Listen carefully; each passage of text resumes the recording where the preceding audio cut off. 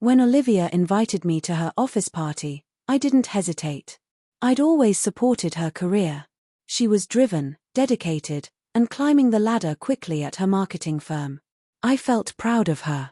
The party took place at a chic downtown hotel.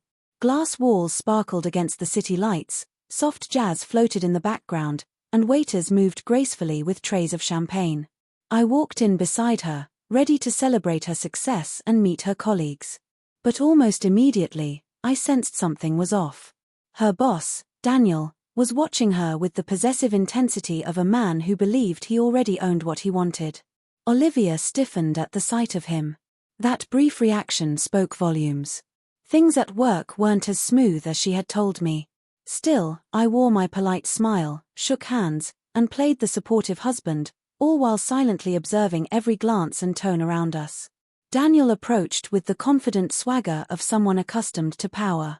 His cologne was overpowering, his smile practiced. "Olivia, you look absolutely stunning," he said, his gaze lingering far too long. I noticed the tightness in her polite smile, uneasy despite her effort. Then he turned toward me. "And you must be her partner," he said, pausing in a way that felt almost like an insult. I met his limp handshake with a firm grip. "Her husband," I corrected. He smirked, seemingly unconcerned, but I could see the subtle tightening of his jaw.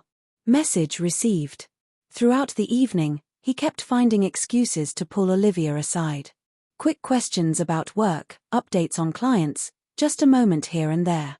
Each time she glanced back at me apologetically before walking away, I didn't blame her. I blamed him.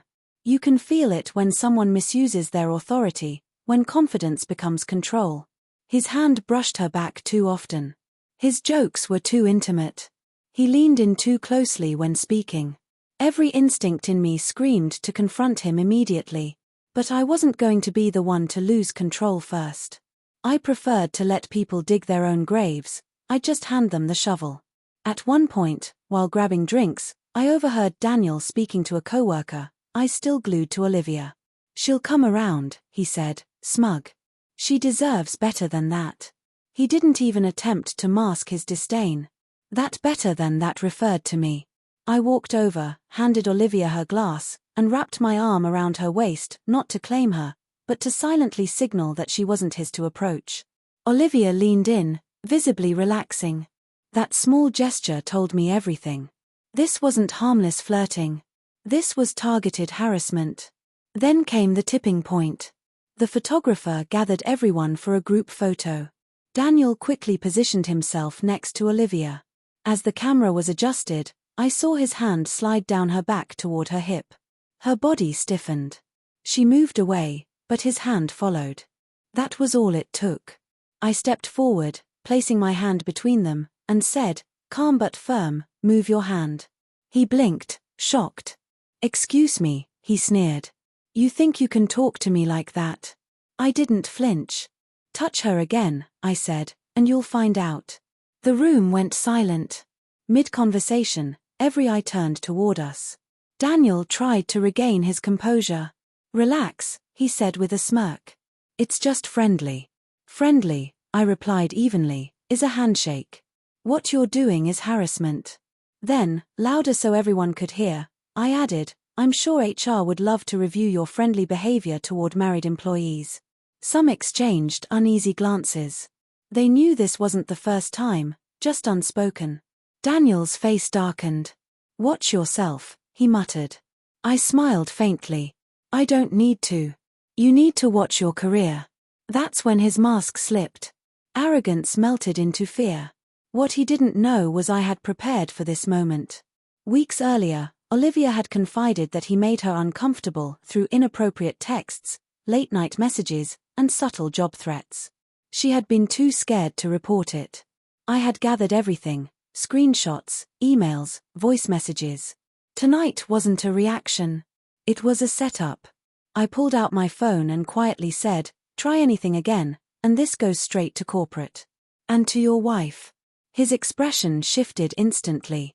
Olivia gasped softly. She didn't know I'd collected proof. Daniel's face drained of color. He tried to speak but stopped when he saw one of his own messages on my screen. Humiliated, he turned away and slinked toward the bar as whispers spread through the crowd. Olivia looked at me with relief, gratitude, and emotion all tangled together. For the first time in months, she exhaled. We left early, hand in hand. In the car, she broke down not from fear, but from feeling safe. "I didn't want you to think I couldn't handle it," she whispered through quiet tears. I squeezed her hand. "Standing up for you doesn't mean I think you're weak. It means we face things together."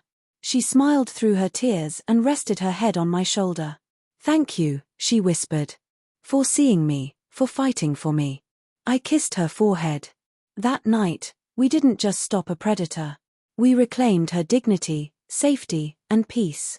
By Monday, Daniel had disappeared. HR called Olivia in, reviewed the evidence, and suspended him pending investigation. Word spread that shareholders and his wife had been notified. He resigned quietly before a public firing. That party marked the last time he crossed a line. He thought power made him untouchable. But real power isn't control, it's respect. And he learned, the hard way, that a man protecting his wife doesn't need to raise his voice to end a career. Some lines should never be crossed. Some men don't need threats. They just act.